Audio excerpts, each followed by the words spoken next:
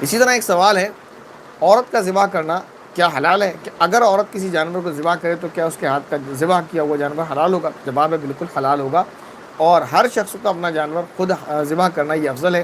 تو عورتوں کی طرف سے بھی جو قربانی ہوتی ہے ان کے لیے بھی بہتر افضل یہ ہے کہ وہ اپنا جانور خود ذبح کریں۔ اس کے بعد سوال یہ ہے کہ کیا ایک قربانی پورے گھر کی طرف سے کافی ہے؟ تو اس کا جواب یہ نہیں، بلکہ گھر میں جتنے افراد صاحب نصاب ہیں ہر ایک پر قربانی واجب ہے۔ مثلا اگر کسی گھر میں 8 لوگ رہتے ہیں اور 8 صاحب نصاب ہیں تو 8 پر قربانی واجب ہے۔ اگر 4 صاحب نصاب ہیں اور 4 صاحب نصاب نہیں ہیں تو 4 پر قربانی واجب ہے، 4 پر نہیں ہے۔ اگر 1 صاحب نصاب ہے، 7 صاحب نصاب نہیں ہے تو 1 پر قربانی واجب ہے، 7 پر نہیں ہے۔ اگر ایک بھی صاحب نصاب نہیں ہے تو 8 میں سے کسی پر بھی قربانی واجب نہیں ہے۔ چند اور مسئلے اس سے ریلیٹڈ ہیں۔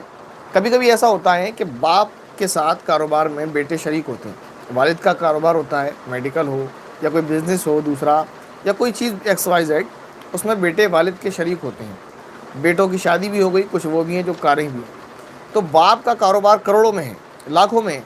تو اب سوال یہ ہے کہ کیا باپ بیٹے اور کنوارے اور شادی شدہ ہر ایک پر قربانی واجب ہے، یا صرف باپ پر قربانی واجب ہے، یا صرف ان بیٹوں پر جن کی شادی ہو چکی ہے اور باپ پر قربانی واجب ہے، یا باپ بیٹے اور کنوارے بیٹے سب پر قربانی واجب ہے، یا بہوؤں پر بھی قربانی واجب ہے؟ یعنی تمام سوالات ہیں۔ اس کا جواب یہ ہے، خلاصہ باپ کے کاروبار میں جو بیٹے شریک ہیں، اگر وہ شریک ہونے کے ساتھ ساتھ پارٹنر بھی ہے، شریک سے ایک تو یہ کہ باپ کے ساتھ مدد کرتے ہیں یعنی باپ کے کام کو آگے بڑھا رہے ہیں، لیکن وہ باپ کے پارٹنر نہیں ہیں، تو اگر وہ باپ کے پارٹنر نہیں ہیں پھر یہ دیکھا جائے گا کیا ان کے پاس الگ سے کوئی مال ہے یا نہیں ہے۔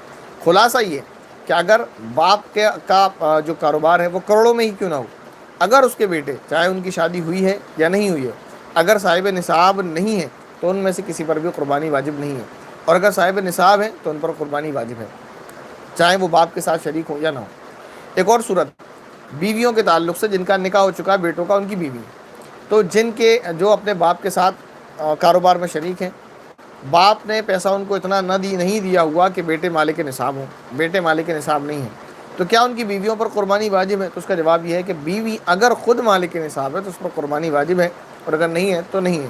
عام طور پر ایسا ہوتا ہے کہ جب نکاح ہوتا ہے تو نکاح میں والدین کی طرف سے بیٹی کو کچھ جویلری ضرور دی جاتی ہے، اور اس کی قیمت اتنی ضرور ہوتی ہے یقیناً جو مالک نصاب ہو جاتی ہے وہ بیٹی، تو اس پر قربانی واجب ہے، لیکن اگر نہیں ہے کوئی تو اس پر قربانی واجب نہیں ہے۔ خلاصہ یہ ہے کہ اس کا تعلق باپ کے کاروبار سے نہیں ہے، صاحب نصاب ہونے سے۔ اگر کوئی صاحب نصاب ہے تو قربانی سب پر واجب ہے، یعنی جو صاحب نصاب ہے اس پر، اور نہیں ہے تو نہیں ہے۔ ایسے ہی بعض مرتبہ ایسا ہوتا ہے 4 بھائی ہیں، چاروں بھائیوں کا مشترکہ کاروبار ہے، تو اس کی 2 صورتیں ہوتی ہیں۔ ایک تو یہ ہوتا ہے کہ بڑا بھائی اس کاروبار کا مالک ہوتا ہے، 3 اس کے شریک ہیں، تو اس صورت میں یہ دیکھیں گے اگر ان کے پاس الگ سے کوئی مال ہے، یہ مالک نصاب ہے، تو پھر ان پر قربانی واجب ہے، نہیں ہے تو نہیں ہے۔